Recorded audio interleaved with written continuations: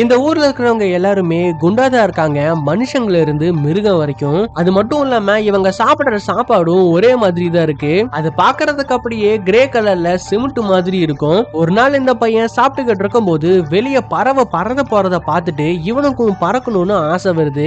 இதுக்காக உடம்பு ஃபுல்லா பலூனை கட்டிட்டு பறக்க ட்ரை பண்றான். ஆனா வெயிட் தாங்க முடியாம கயிறு அருந்து இவன் கீழே விழுந்துடுறான். இவன் பண்றது எல்லாத்தையும் ஊர் மக்கள் வேடிக்கை பார்த்துட்டு இருக்காங்க. இருந்தாலுமே அவன் முயற்சியை கைவிடல. அப்பதான் ஹைட்டான இடத்துக்கு போய் பறக்கலான்னு போறான். ஆனா டயர்ட் ஆகி கீழே விழுந்துடுறான். அப்பதான் அதே பறவை அங்க இருக்கக்கூடிய ஒரு மரத்துல இருந்த பழத்தை சாப்பிட்டுட்டு போகுது. அதை பார்த்த இவன் நம்மளும் பறக்கணும்னா அந்த பழத்தை தான் சாப்பிடணும்னு அப்பத்துல இருந்து பழங்களை மட்டுமே சாப்பிடுறான். கொஞ்ச நாளைக்கு அப்புறம் பார்த்தா அந்த ஊர்லயே இவன் மட்டும்தான் ஒல்லியா இருக்கான். இவன் ஒல்லியானதை பார்த்து ஊர் மக்கள் எல்லாம் ஆச்சரியப்பட்டு போயிருக்காங்க. ஆனா அப்பவும் அவன் பறக்க ட்ரை பண்றான். ஆனா இந்த தடவை அவன் வானத்துல பறந்துடுறான். இதை அந்த ஊர் மக்கள் ஆச்சரியத்தோட பாத்துக்கிட்டு இருக்காங்க.